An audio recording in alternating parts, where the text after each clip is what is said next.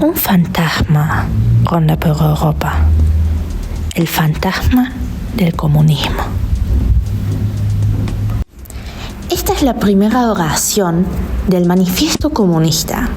Su autor, Karl Marx, es considerado uno de los pensadores más influyentes en la historia del pensamiento social, económico y político. También es conocido como el padre del socialismo. Y hoy vamos a ver una de sus teorías más importantes, el materialismo histórico. Esto es Twisted Reality.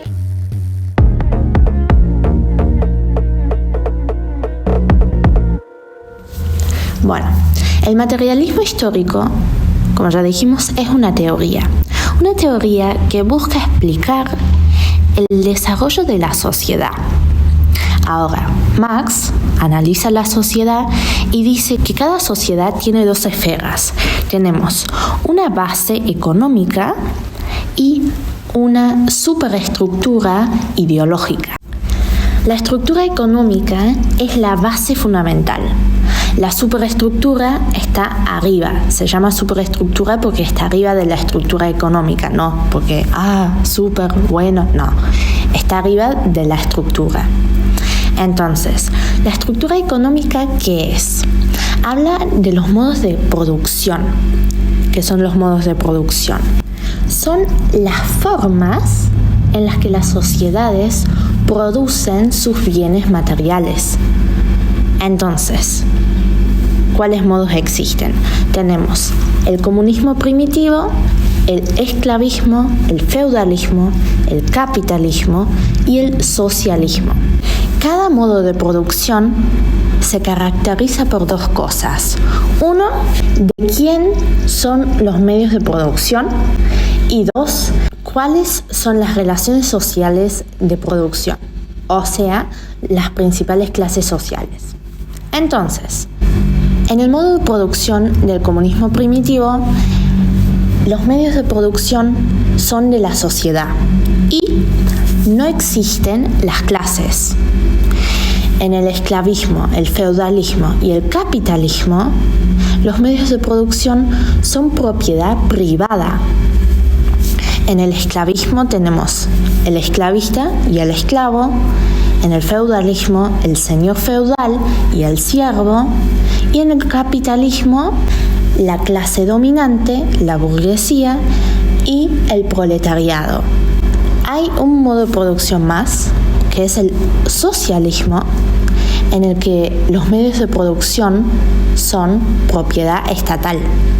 Ahí dividimos entre gobernantes, el Estado, y gobernados, el pueblo. Concentrémonos en el capitalismo. Tenemos, como ya dije, dos clases antagónicas. Tenemos los dueños de los medios de producción, la burguesía, y los explotados por el sistema que no tienen medios de producción. Entonces, ¿qué hacen? Venden su fuerza de trabajo, como se llaman, el proletariado. Entonces, en resumen, la estructura económica habla de los modos de producción. Los modos de producción se caracterizan por quiénes son los propietarios de los medios de producción y cómo son las relaciones sociales de producción. Arriba de esa estructura económica, de esa base, encontramos la superestructura, que es la esfera ideológica. La superestructura hace referencia al ámbito abstracto, digamos, de las sociedades. Tenemos todo lo que sea jurídico, religioso, ideológico, artístico, científico y político. O sea, en otras palabras, todo lo que sea la cultura. Marx también distingue entre la alta cultura y la cultura simbólica y material. Ahora, ¿qué son esas dos cosas? La alta cultura se refiere a todas las formas de expresión cultural valoradas por las élites y asociadas con el arte clásico y la literatura canónica. En cambio, la cultura simbólica y material abarca tanto los aspectos simbólicos como materiales de la vida social. ¿Qué significa eso? Esto incluye la diversidad de expresiones culturales presentes en una sociedad, sin establecer jerarquías de valor. Entonces, mientras la alta cultura se centra en todas las manifestaciones prestigiosas respaldadas por las élites, la cultura simbólica y material es más inclusiva, abarca toda la gama de expresiones culturales.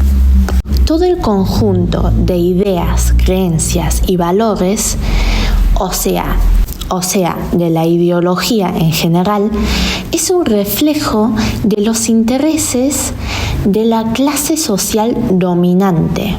¿Qué significa esto? La clase social dominante, obviamente, quiere seguir siendo la clase social dominante. Entonces, quiere mantener su poder.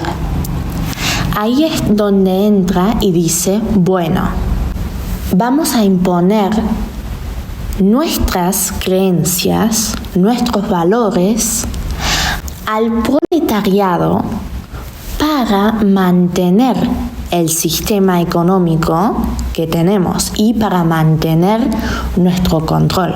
Lo que hacen entonces es presentar sus intereses particulares como si fueran universales y beneficiosos para toda la sociedad.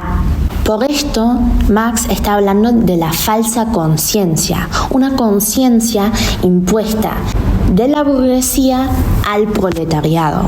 La ideología de la clase dominante entonces busca legitimar su posición de poder y mantener el status quo.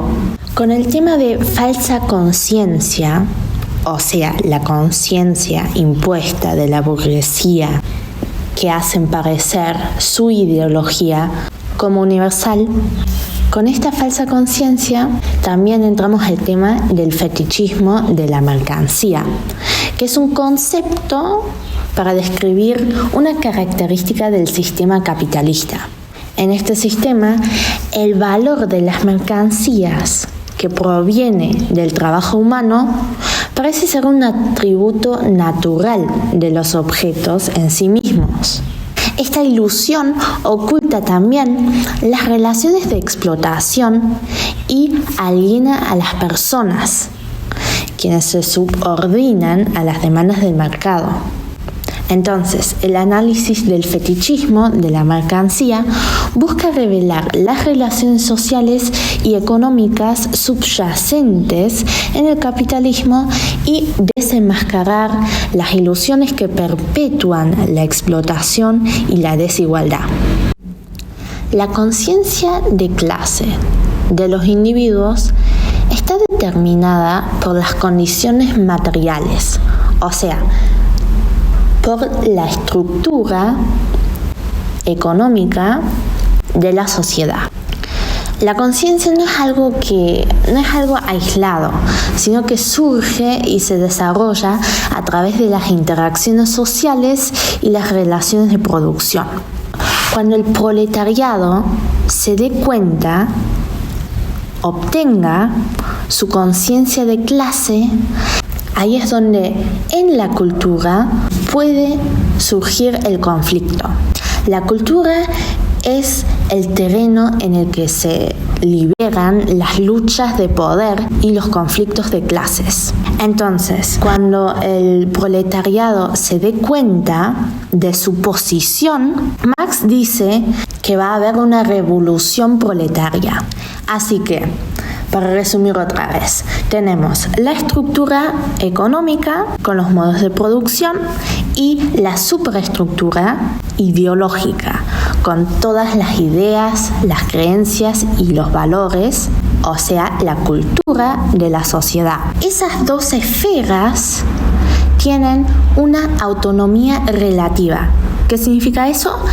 La estructura y la superestructura tienen una autonomía, son autónomos, funcionan solos, pero ambos se influyen mutuamente.